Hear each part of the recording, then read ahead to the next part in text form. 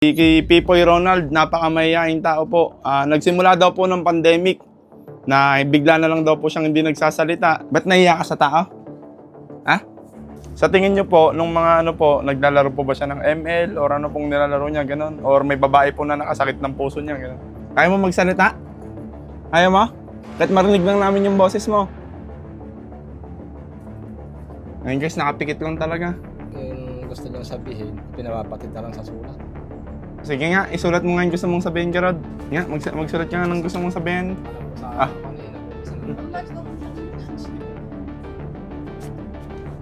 Gusto mo bang magpa-psychiatrist? Papa-doktor? Diyan, sulat mo, yung sagot mo. Huwag kang mahiya sa tao. Anong mangyayari sa'yo pag ganyan lang yung yung gagawin mo sa buong buhay mo. Hindi kang marap down, natin. Ganun ka. Para makita ka din nila. Okay, ganun ka. Kasi nakapikit ka. Kaya nga po nakatakip nakapikit pa. Alisin mo na yan, huwag kang mahiya sa tao. Ikaw nga, kausapin mo nga. Ano bang problema nagkaganyan ka? Sobrang bigat siguro ang pinagdadaanan niya po. Sobrang bigat pa ng pinagdadaanan niya po, hindi niya na kayang tumingin sa ibang tao. Depressed po yan siguro. Kasi hindi po nagsasalita eh. O kaya sa pag-ibig.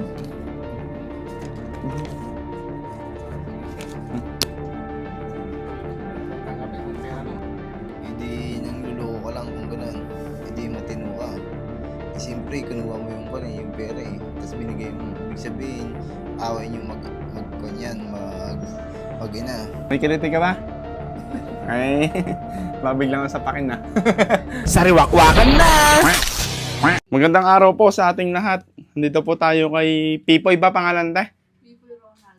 Si kay Pipoy Ronald, napakamayayaing tao po. Nagsimula daw po ng pandemic na bigla na lang daw po siyang hindi nagsasalita. Hindi din po ante no? Sino po bang pwede makausap ante para po makwento yung naging kalagayan po? Kailangan. Ba't nahiya ka sa tao? Ha? Nahiya daw talaga siya. Dito ka nga. Talagang ayaw niyang umarap sa camera. Nayo kanina, hinila pa namin nandun sa loob, nagtatago. Bakit po ba naging ganyan siya, Uncle? Nung nag-umpisa ng pandemic yan, ganyan naman na. Yung sabi, stress daw. Saan naman po siya na-stress sa tingin niyo? Ewan ko ba kung ano yung kanya. Yung sabihin, basta magmula ng pandemic, ganyan na yan. Sa tingin niyo po, nung mga naglalaro po ba siya ng ML or ano pong nilalaro niya, gano'n? Or may babae po na nakasakit ng puso niya, gano'n? Hindi ko alam kasi ang kasama niya si Ninong niya lagi. Halos. Kasi nung elementary pa lang, kasama niya nagtitinda na yan. Kako sa Ninong niya, isama mo ako kasi lagalag na nagpupunta ng ilog. Ako madalas din sa construction, hindi ko siya nagagabayan. Pero nung nagtitinda po siya nung una, ano pa po, nagsasalita pa? Okay naman, maganda pa naman kami niya noon. Basta nung nag-umpisa ng pandemic, yun na, nag-umpisa na yan, nung pandemic na hindi na sila nagtinda. Kasi bawal na magtinda noon, di ba, ng pandemic. Apo. Magmula noon, ang na yan. Laging nasa kwarto lang po. Hindi na nga. Ibig sabihin, kung minsan sa gabi lumalabas, kung minsan nakikita ko, hinahanap ko sa labas kung minsan. Ewan ko, basta doon nag-umpisa ng pandemic. Hindi ko alam dahil hindi naman niya ako ang lagi niya kasama yung ninong niya eh. Nagtitinda sila ng bayan. Kasi nung Uncle, nakaraan, bumili po ako sa kanya, nakita ko sa bayan. Oo, nababalitaan ko nga yun. Parang inaabot niya lang yung tinitinda niya na, ano pa ang tinitinda niya? Popcorn. Popcorn, saka cotton candy, no? Bumili po akong cotton candy, inabot niya lang po. Hindi po siya, nagsasalita. Tinatanong ko magkano, tinuturo niya lang yung parang nakapaskil dun na eh. Kaya mo magsalita? Kaya mo? Kahit marinig lang namin yung boses mo. Ngayon guys, nakapikit lang talaga. Gusto mo? Para gumaling ka, Hindi, yung gusto niyang sabihin, pinababatid na lang sa sulat. Sige nga, isulat mo nga yung gusto mong sabihin, Gerard. Meron po kayong papel dyan, saka ballpen. Paano nga po? Meron siya. Paano nga po, ante? Para maano natin kung anong sasabihin niya. Susulat ka. Sulat mo na lang anak. Suot mo sa palad ko. Nga? May papel dito. Parang love letter, Inaano sa may papel, saka sa Parang love letter. Alam po ba kayong alam na naging jowa nito? Hindi, Sulat ka na pag sulat ka. hindi ko alam kasi Lagi nga, Ayaw na araw-araw silang titinda, gabi, madaling araw. Nagsusulat ka. Hindi ko nga alam kung over ng puyat o ano eh. Kasi madaling araw pa lang, ginigising na, hindi pa, wala pang tulog. Pero nakakapagtid na naman po, no? Kung nakakapag- Alam niya nang pumunta doon, no? Alam niya naman. Ba't kaya, no? Ayaw niya naman magsalita. Hindi ko alam kung baka na-distress siguro, may niligawan o ano. Manabasted Baka naman. hindi niya may naisabi yung kanya. Kasi binata na eh, dapat dyan may girlfriend na talaga niligawan. Wala pa nga wala pa eh. Ilang taon na po ba siya? Ano na, 23 na. 23. Nga, magsulat ka nga ng gusto mong sabihin. Ang alam ko sa kanina, nag-umpisa ng Ba't vlog sa pupunta ka na, 16 gano'n. Mga ganun magsulat. Gusto mo bang magpa-psychiatrist? Papa doktor? Kaya sulat mo, yung sagot mo. Sulat mo na. Gusto mo? Oh. Sina Sulat mo na. Ba't nakapikit po siya? Baka napit. Alam ko ba? Kakapit lang yan, ganyan. Nahihiya lang. Hindi, ayos naman pagkaka. Ibig sabihin, ayaw ko pa kung ano nangyari. Yun na, sulat mo na yung gusto mong sabihin. Sobrang mayayain guys, no? Parang takot na takot po sa tao, no? Kaya, Takot sa tao. Nahihiya. Ayawan, te. Gusto mo ba ganyan ka na lang lagi? Sumagot ka. Huwag kang mahiya sa tao. Anong mangyayari sa'yo pag ganyan lang yung ano, yung gagawin mo sa buong buhay mo? Paano pag wala na yung magulang mo? minsan pagkagabi, pag sinusumpog, siyempre ako pa naman yung katawan ko, madala na ako makatulog. Paano pong sinusumbong siya? Wala naman ko ibig sabihin, hindi naman siya nalalakit o ano, basta ganyan lang siya. Ganyan lang po, no? Pagdating na yan, Kaya pagdating, kakain yung na yan. kan, binubulong, hindi ko na maintindihan yung sinasabi niya, kako magsalita ka ng maayos, kako, hindi yun. Ay, kahit kayo po, ayaw niyang kausap. Hindi, ibig sabihin doon, Sa binubulong na lang. Bulong-bulong lang bulong talaga. lang. Pag nakigay tatay. Pag kinakausap ko, ayaw naman sumagot. Pagka kung bubulong-bulong lang, papunta na tulog ko, siyempre pagod ako. Eh, minsan ako nalakot. Maiglip na ako, bubulong na naman ako. Hindi na ko man naintindihan, di ba? Alam ko naintindihan ko. Kasi ang bulong kasi parang bubuyog lang na bzzz, ganun lang. Sabi niya lang, ganun lang ba? Hindi, ibig sabihin, kaya lang. Ibig sabihin, hindi maintindihan, parang bubuyog lang pandinig ko na yung salita niya. Walang malinaw na wala akong naintindihan. Pwede kang umarap daw, Nadeng. Ganun ka nga.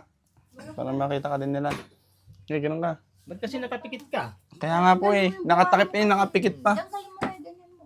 Alisin mo na yan, huwag kang mahiya sa tao. Parang Ikaw nga, kita- kausapin mo nga. Dito nga.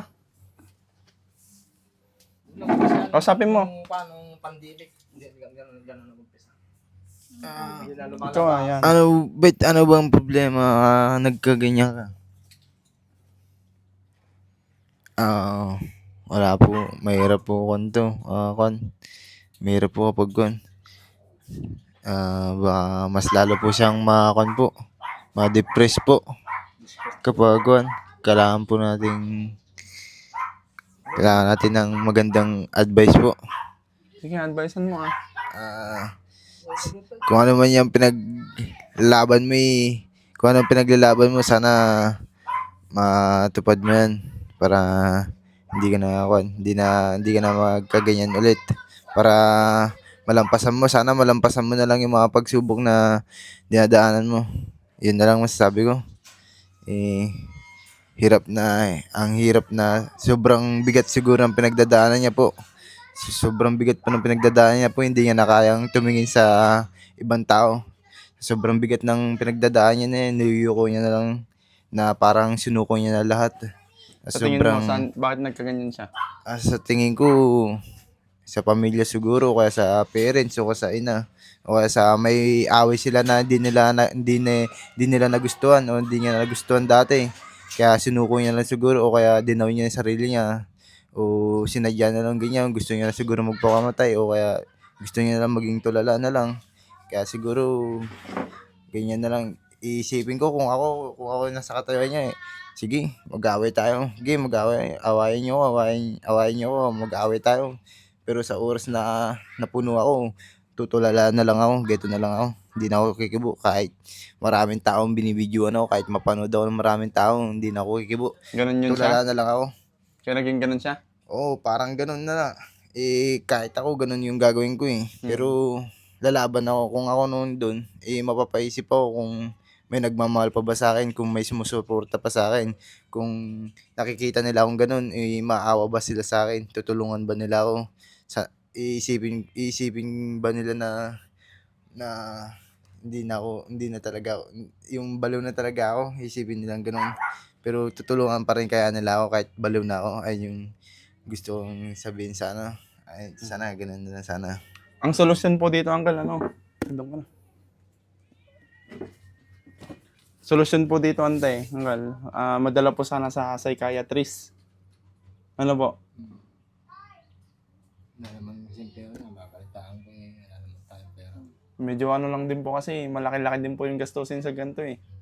Kasi kabanatuan po o kaya maribelis yung ano niya. Marami nasasabi na yun nga, yung psychiatrist nga, malaking pera din daw. Hindi nyo po ba ano, Uncle? Trinay sa may barangay nyo muna. Kasi alam ko may libre po doon eh, pupuntang Maribeles. Tapos libre din po yung gamot doon sa Maribeles. Ang gagastusin nyo lang po, Uncle, yung parang pinaka ano po, pagkain nyo po, ganun. Hindi nyo po trinay nilakad tan. Hindi pa. Try nyo po ano, para po kung sakaling ano pong sabihin nila. Hindi mas mainam po kung may dadala po siya sa psychiatrist. Pero try din po namin kung ano po, may mga sponsor po tayo na magbibigay po. Kami na po mismo magpapagamot sa kanya.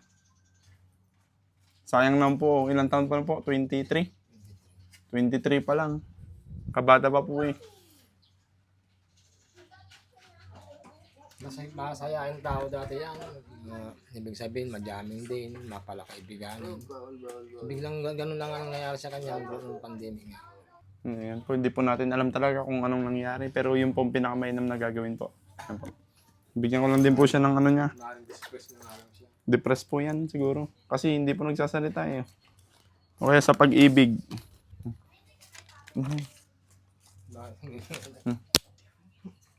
Ayaw niyang tanggapin. Kung pera lang, maraming pera. Yung Kasi pera naipon niya, yung hindi pera niya niya. tinatanggap eh. May pera po siya? Hindi niya tinatanggap ang mula ng pesta. Bakit po? Naipon lang yung pera niya doon kay nilang niya. Ngek. Oo, wag na nang mukhaan. Pagkatapos ng pesta, ayaw niya kunin. Doon Ba't ayaw mo ng pera? Ayaw mo? Pag nagkapera, pinapahinga na sa mga bata. Hindi ka nagkakaroon, pinapahinga. Baka naisip niya siguro po na kukunin niyo po yung pera niya. Lahat ng kikita. Ito Uncle, ano na po, ibili nyo na lang ng ano niya gano'n, pagkain niya po. Ang trabaho lang po. Pa. Lagay mo kayo. Kung ayaw Ano nyo na lang po ng pagkain niya. sa magulang niya na lang. Sa magulang niya ang ibigay yung pera. Okay niya, wala naman sa mga doon. Kung maaari lang, ayaw niyang kunin lahat ng pera niya. Nung unang pesta nga, papagawa yan, ayaw niyang kunin. Ipapagawa sana yan. Yung bahay po. Ayaw niyang kunin. Kaya, Sige po, ganun na lang po ang tayo, Uncle. Try po natin kung ano po, para po mangyayari, no? kasi kaya. Po, sa psychiatrist po talaga. Yan po. Sana po may mabutin tayong mga sponsors po na magbigay po para po mapagamot natin tong si Pipoy. Sige po, thank you po. God bless po, thank you. Ito na kami Nandun sila. Ito na kami. Ah. Apir.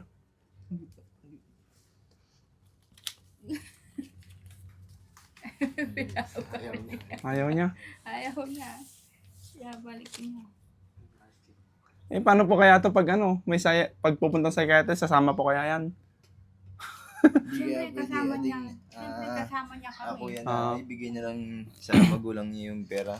Kahit ayaw mo. Binabawi niya nga eh. Ayun lang. Hindi nang luloko ka lang kung ganun. Hindi matino ka. Siyempre, kinuha mo yung yung pera eh. Tapos binigay mo. Ibig sabihin, away nyo mag-ina. O away nyo mag-ama. Ibig sabihin, hindi ako nangingilam sa akin nyo, sa away nyo. Tumutulong lang kami. Trabaho namin to. Sarawakwak TV kami. Yung tulong na yan, tulong sa'yo talaga yan. Para sa'yo talaga yung pera na yan. Kaya sana tanggapin mo. Kung ayaw mo tanggapin, Ikaw magabot. hindi, Sige, ikaw lang. magabot. Abot mo. Sana tanggapin mo to. Itong pera to, hindi namin pera to. Pera ng kwanto. Ng Sarawak na TV. Sponsor. Sponsor. Abot mo na. Para sa'yo talaga to. Sana tanggapin mo. para makatulong man sa'yo.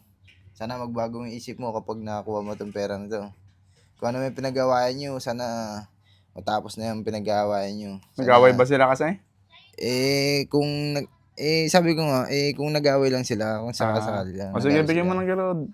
Kung mali yung hinala ko, edi magbibigay ko na lang itong pera, tatanggapin ko na, tatahimik na lang ako. Kung mabibigay mo, kung kukunin. Kung ayaw kunin, edi akin na lang yung pera. Hindi ah.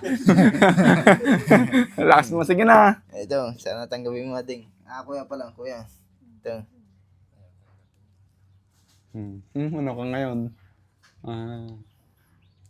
Hindi. Wala po, masasabi po.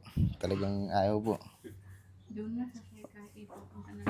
Apo, kung ano po yung mangyayari antin ah. Oh. Kayong anggal, baka mas gusto pag kaya. Sige Sige na, na. Ading. Sige kunin na. mo na. Sige na. Uli mo, nawakan mo. Kunin mo na. Alis na kami oh. Hindi. Papatangkan eh. Pakita kayo kamay mo, garod. Ba't puro ballpen garod to? Nagsusulat. Laban na lang. Sana tanggapin mo na yan. Kamay niya, mama. Laban. Pasyalan nyo na lang. Hindi pa maganda to yung makausap lagi eh. Ganun na lang. Sige. Kahit ito po, anggal, ito po kasi. Magpapakompine napanood niyo ba din itong ako. bata to? Hindi, ibig sabihin doon mas maganda yung lagi siyang, kasi lagi siyang may kasama nakakausap. Ito po, anggal, ganun din po. Nakatali yung anong Sama-sama tonte. Ako rin po, ganun din po. Nakatali yung kamay niya ng kadena. Tapos po. Ngayon, kasama na namin, no. Sama ka sa amin, gusto mo? Ayaw naman daw. May kiniti ka ba? Ay, mabiglang sa pakin na. Mabait po. Pakita nga yung buong mukha mo. Ano sa mga? Pasyalan nyo na lang patay. Sige po. Ito, madaldal naman po ito eh. Kaibigan sa gano'n. Sige po, Garod. Thank you po. Pasyalan nyo na lang. Ngayon talaga